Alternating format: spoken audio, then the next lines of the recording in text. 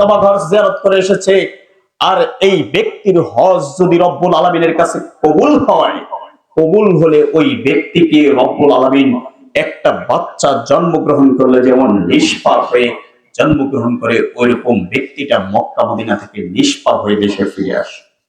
সুবহানাল্লাহ বলবেন না? এভাবে যখন বললেন তখন আমর ইবনে আস ইসলাম গ্রহণ করলেন। আল্লাহু আকবার! ইসলাম গ্রহণ করেছে। এই যে দেখেন, আমরা যেমন হতাশা, আরে এতদিন পাপ কাজ করেছি, এত পাপ করেছি, রব্বুল আলামিনকে মাফ করবে, রব্বুল আলামিনকে মাফ করবে, মনে হয় করবে না, মনে হয় করবে, এরকম হতাশা নয়। এরকম ভাবে অন্য বুখারী মুসলিমের অন্য এক বর্ণনায় এসেছে, রাসূল সাল্লাল্লাহু আলাইহি ওয়াসাল্লামের নিকটে আরেকজন বৃদ্ধ লোক যার চোখটার এই চোখের পাতাগুলো, এভাবেই হাদিসের মধ্যে বলা হয়েছে, চোখের পাতাগুলো একেবারে ভিতরে ঢুকে গিয়েছে।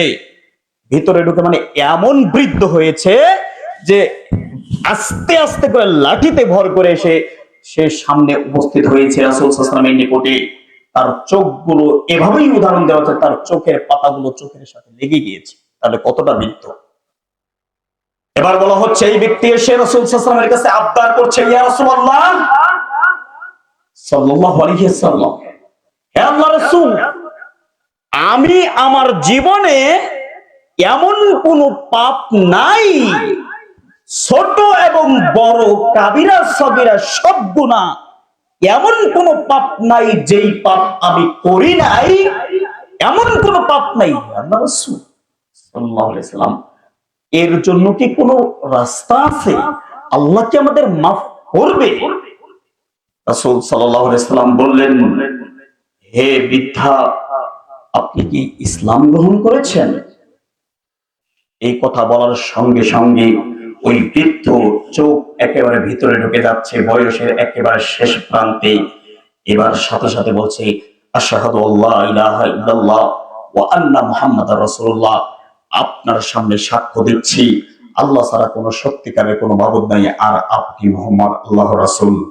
এই সাক্ষ্য দেওয়ার সাথে সাথে রাসূল সাল্লাল্লাহু আলাইহি ওয়াসাল্লাম বললেন, হে বৃদ্ধা, শোনো, তুমি যে এই ধরে নেন বৃদ্ধার বয়স হচ্ছে 60 বা 80 বছর, যাই হোক না কেন, বলছে এতদিন যাবত যে তুমি পাপ কাজ করেছো, এই পাপ থেকে ফিরে আসার কারণে রব্বুল আলামিন তোমার পূর্বে যত পাপ করেছিলে সব পাপ ক্ষমা করে দিয়েছেন, তো দিয়েছেন, ওগুলারও নেকিও বাড়িয়ে দিয়েছেন।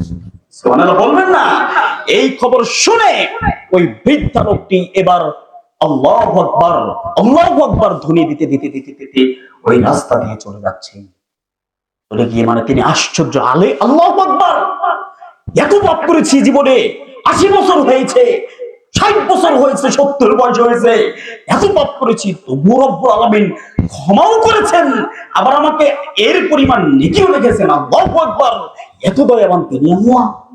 এই দুইটা ঘটনা থেকে আমার বলার উদ্দেশ্য হলো, এই আয়াত ওই যে আপনাদেরকে সান্ত্বনা দেওয়ার জন্য, এরপরে সূরাতুজ জুমারের রব্বুল আলামিন 53 নম্বর আয়াতটা নাযিল করে দিলেন। রব্বুল আলামিন বলছেন, মানে আপনারা যারা হতাগ্রস্ত, ওরাও ছিল হতাশাগ্রস্ত, ওই সাহাবা একরামরা বলছে এমন কোন পাপ নাই করে নাই, সব পাপ করেছে, আবার হতাশা হয়ে যাচ্ছে, পাপ কি করবে, এরকম আপনারাও হয়তো অনেকে হতাশা থাকতে পারেন। তাহলে আজকের বক্তব্য হচ্ছে আপনার জন্য ওষুধ। এবার রব্বুল আলামিন সূরাতুজ জুমার 53 নম্বরে আল্লাহ তাআলা বলছেন, কুল ইয়া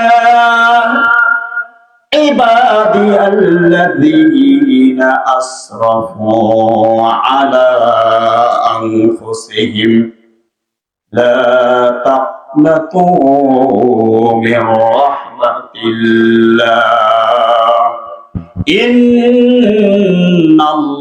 ইন্নাল্লাহা ইয়াগফিরুদ দুনুবা জামিআ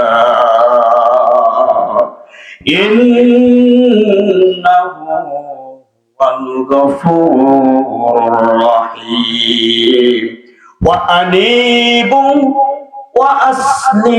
আনিবু ইলা রাব্বিকুম ওয়াসলিমু লাহু মিন ক্বাবলি ইয়াওমা ইয়াতিকুমুল আযাব সুম্মা লা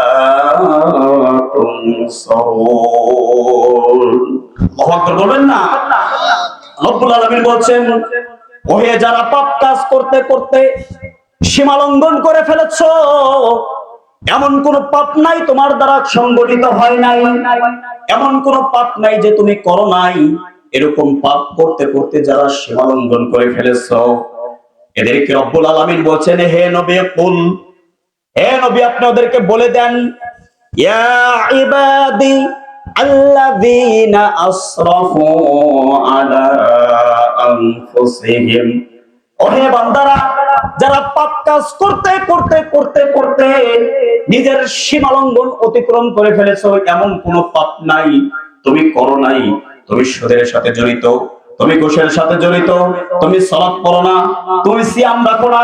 ও মা বোন, ও পর্দার অন্তরের কদরদি মা, আপনাকে বিরোধিতা করার জন্য, আপনার বিরোধিতা করার জন্য আসি নাই ওই পঞ্চগড় থেকে, ওই ঢাকার দায়িত্ব থাকার কারণে ঢাকা থেকে আসছি।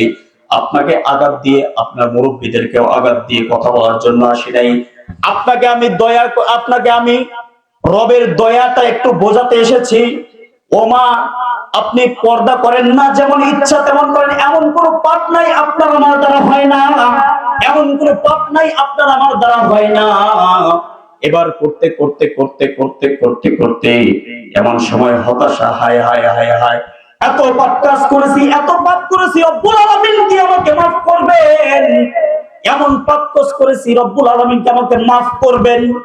আপনি একটু চাচ্ছেন আমি ফিরে আসতে চাই, আমাকে কি রব্বুল আলামিন মাফ করবেন নাকি? এদেরকে রব্বুল আলামিন ডাক দিয়ে বলছেন, ইয়া ইবাদি আল্লাযীনা আসরাফু আলা আনফুসিহিম, ওহে যারা পাপ কাজ করতে করতে করতে করতে সীমা লঙ্ঘন করে ফেলেছো, শুনো, লা তাকনাতু মির রাহমাতিল্লাহ, বান্দারে, ও বান্দা, তোমরা আল্লাহর রহমত থেকে নৈরাশ হইও না। সুবহানাল্লাহ বলবেন না?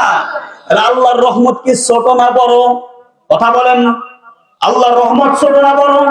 এই জন্য রব্বুল আলামিন বললেন, লা তাকনাতু মির রাহমাতিল্লাহ, বান্দারে আল্লাহর রহমত থেকে নৈরাশ হইও না, নিরাশ হইও না। ইন্নাল্লাহা ইয়াগফিরু যুনুবা জামিয়া, ওরে বান্দারে, পাপ যত বড় করো না কেন কোনো সমস্যা নাই।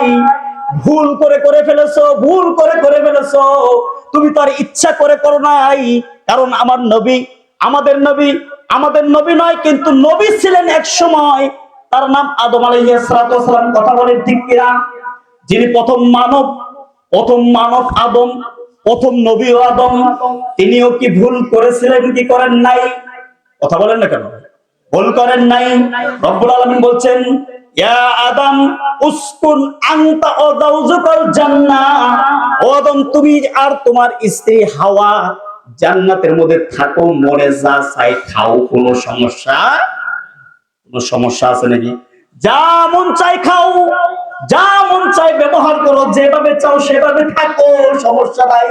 তবে একটা নির্দেশ হলো, লা তাকরাবা হাযিহিশ শাজারাতা ফাতাকুনা মিনাজ জালিমিন। মহাবার বলবেন না? হে আদম, সমস্যা নাই, তবে খবরদার, একটা গাছকে দেখে বলছেন, ওই গাছের কাছে যাইও না রে আদম, ওই গাছের কাছে যদি যাও তাহলে ক্ষতিগ্রস্ত জালেম হয়ে যাবা, কারণ আল্লাহর নির্দেশ তুমি অমান্য করলা। কিন্তু আদম আলাইহিস সালাম ভুল করেছিলেন কি করেন নাই? শয়তানের কুমন্ত্রণায় শয়তান তাকে কি করেছে? আদমকে ফাঁসাতে পারে নাই, ফুসকাইছে কাকে? তাহলে বোঝা যায় নারী হলো মন নরম, একটু যদি চায়, একটু ফিস ফিস করলে যেভাবে ইচ্ছা করে উল্টানো যায়। কথা বলেন ঠিক কিনা? ও যুবক ভাই, তোমাকে আমি কলিজা দিয়ে ভালোবাসি, তোমার বিরোধিতা করার জন্য আসি নাই। তোমাকে আমি বলতে চাই, কেন তোমার বউটাকে গায়ে হাত দেওয়া লাগে? কেন তুমি বউয়ের গায়ে হাত দাও? কেন তুমি মারো?